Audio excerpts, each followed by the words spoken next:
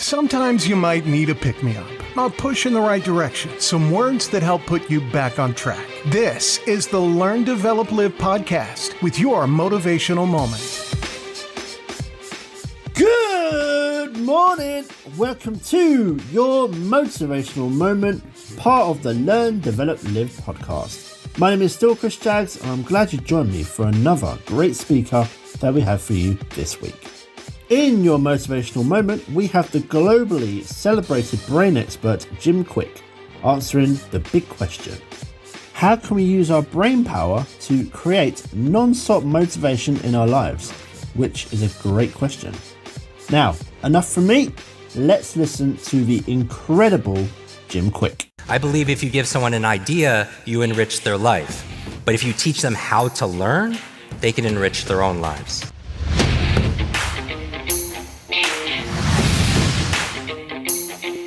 Now, the reason I wrote this book is not only the latest cognitive science on learning, accelerated learning, and performing at your best, but really it's a field-tested guide because I've seen it all.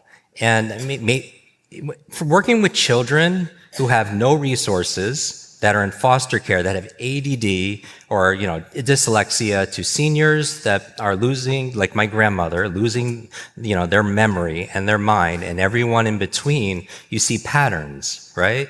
And so what is motivation? I don't believe that you have to enjoy the process. I always want to find joy in the process of working out. But if you know my morning routine, if you've gone through my programs, one of the first things I do in the morning is I take an ice bath. Or I take a cold shower. How many of you do this? How many of you love the cold? Like, I don't. I grew up in the Northeast, in New York. I despise the cold, but I do it even when I'm here every single day, because the first part is I have a reason. I'm very clear on the reasons I'm doing something. And one of the people that endorsed my book is a good friend of mine, Simon Sinek. How many of you know Start With Why? And you always say, start with why, and that's your reason, your purpose. And I don't mean your life purpose, because that's a different conversation, but what gets me to do the cold, or what gets me to work out, or do the things that are important, like follow through on the things you learn in this quest, is some of us forget those reasons. And again, this is so simple, it's so common sense, but it's not common practice. Because I feel this obligation as your super brain coach to not tell you what you want to hear, what you need to hear. And if you get what you get out of an event like this is like, look, knowledge is not power. It's a lie. It's potential power. It becomes power when we what? When we utilize it. But that means that you're motivated. Now, reasons come first. So we have a process for you asking questions and getting associated to all the benefits that come from doing these things. Like, why do you know when you work out you feel bad? No one's ever worked out and then said, oh, I wish I didn't do that, right? We know the benefits, but sometimes we forget those things. And it's not, insanity is doing what? Doing the same thing over and over again, expecting a different result. I don't think it's insanity. I think it's just a bad memory. You know what I mean? Because you're not remembering. You're dating that same kind of person because you're not remembering what happened, the pain, right? Or you're eating that poor food and you're overeating it, and it's not even food, because junk food is not a thing. It's junk, and then there's food, right? But we're still doing it because we're not remembering the pain. So it's a process for getting the reasons and plugging back into your reasons of, wow, I'm able to remember names. I'm able to be able to do this. And then associating, because otherwise we're a thermometer again. We're just reacting because the current culture outside of this room doesn't support you to thrive, right? This event is about transcending. It's about ending the trance.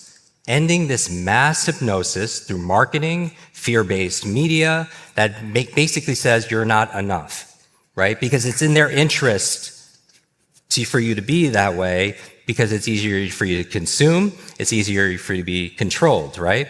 But it's you stepping up, coming to an event like this, and transcending, and you setting the standard, and then your behaviors come out of that. So you have your reasons first. But then I looked into it and I was like, wow, a lot of people have the reasons to do it, and they even feel it. And I'm not just saying feel the good stuff, feel the bad stuff too, because emotions are useful. Like emotions of fear could be useful if it tells you you need to prepare for something, right? That's a useful emotion. So I'm not saying squelch the emotion, but I'm saying here's a question. Who's counting on you to be at your best today? Like who's watching you all the time that you need to be able to be a good role model for? So you could go there and introduce a little bit of pain if that pain serves you to be able to level up your life, right? And you use it intelligently. So the first thing, tap into the reason. The second reason people don't do something sustainably motivated is maybe they have the reason, but they don't have the energy. Can you relate to this? Like you know what to do, you want to do these things, but you are exhausted. And so that's why in the book, or even in the programs, like in Superbrain, I teach you 10 very specific things you could do to unlock your mental energy, right? To jumpstart your brain, the best brain food, stress management, because stress takes up a lot, fear takes up a lot of energy, right? Sleep, optimizing your sleep. How many of you loved Dr. Bruce's presentation this morning? So energy is so key because when I look at motivation is about energy management. You know, time management is one thing, but really life should be about priority management. All right, so it's because the one thing that's equal in this room, it's not your income, it's not your connections and network, it's not your education levels. Everybody has different, right, external, but the one thing that is constant is we all have what? 24 hours in a day. And so if you imagine every single morning your bank account, you all automatically, every morning when you wake up, there's extra $86,400 in there. Raise your hand if that would be awesome, if you woke up to that every single morning. And here's the thing, at midnight, whatever you didn't invest and use is gone. And that's how I look at time, right? We have 86,400 seconds in a day, and whatever you're not investing in it, into something for your happiness, for your health, for something that's gonna outlast you, then we lose it every single day. So priority management, the way I think about it is, the most important thing is to keep the most important thing the most important thing. I'll say this again. The most important thing is to keep the most important thing the most important thing. And when I'm talking about your energy is everything. And so people could zap your energy. I was having this conversation with Simon Sinek and Susan Cain, who wrote a great book called Quiet. How many of you read Quiet? It's about the power of introverts. How many of you would say you're an introvert? Look around. Well, I appreciate you coming out today. How many of you are extroverts? How many of you are not quite sure? You're like in between.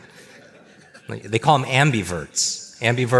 So we were talking about this concept and saying like an introvert is somebody who wakes up with 5 golden coins, and they're energy coins.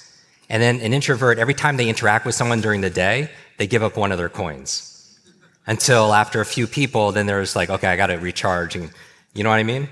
Extroverts, on the opposite side, they wake up with no gold coins, and they're constantly want to interact with people because they get coins, right? And they get energy. And so the idea here is energy management. And so these 10 keys in Superbrain, in the book, or just see it online, the 10 keys, some of the keys besides food and nutritional supplementation, stress management, sleep, are the positive peer group. We all need people in our life that encourage us. We all need people in life that challenge us. We all need people in life that cheerlead for us, that help encourage us, that give us courage, right? How many of you found that person know that person in your life? And if you haven't found that person, be that person. Be that person for somebody else. Especially be that person for yourself. I think in this culture, it's so important that we fall in love with the person in the mirror who has been through so much, but is still standing. Yes, yes. And part of self-care and self-love tactically is remembering when you say yes to somebody or something, you're not saying no to who? To yourself. That sometimes the way to become limitless is setting some boundaries and borders on your time, on your energy, on some of your emotions, because you can only give what you have, right? And so I call everybody here a grow giver, because you grow so you have more to give. And that's nature. Everything in life grows, and everything in nature has to be able to give back into the big system, right?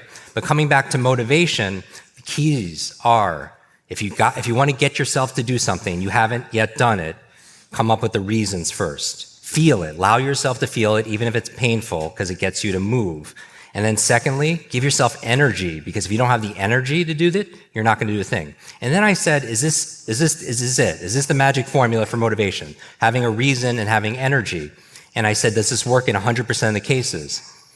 And I was like, no, it doesn't. Because if the thing that you're not motivated to do is either too big or unclear, you're not going to take action. Does that make sense? Like if you're motivated to get in a great relationship, that's way too big, right? If you're motivated to start an online coaching business, right? That's a big thing. And that could be intimidating and be confusing. And the goal, though, is to take it into a small, simple step by asking yourself one question. What is the smallest action I could take right now that will give me progress towards this goal? And that was the amazing Jim Kwik with the basics of how to start to unlock the brain to help create all the motivation you could ever need. If you've ever struggled with motivation and developing your growth mindset to keep up with the work life, you are not alone. But once you tap into your own power, the own power you have to motivate yourself, your brain becomes your best friend. What's more, the benefits will spill well into your personal life, and who knows where you end up. If you would like to find the full video on YouTube, you can look up Jim Kwik, Unlock Your Motivational Brain to Up-Level Your Productivity. And the full clip is well worth the 32 minutes that it is. Well worth your time. If you are now inspired to go and make a change for yourself and you want to eliminate a pain or an issue, or maybe you're feeling a little bit trapped in a situation that you want to escape from, I would like to invite you to come over and book your free 30-minute LDL power call over at ldlcall.com. Yes, 30 minutes dedicated to you. You just need to make that booking. Now, I'll be back tomorrow. Have yourself a great day, and I will see you in the next one. Thanks for listening. You can find more motivational moments at learndeveloplive.com, and we'll be back to inspire you again tomorrow.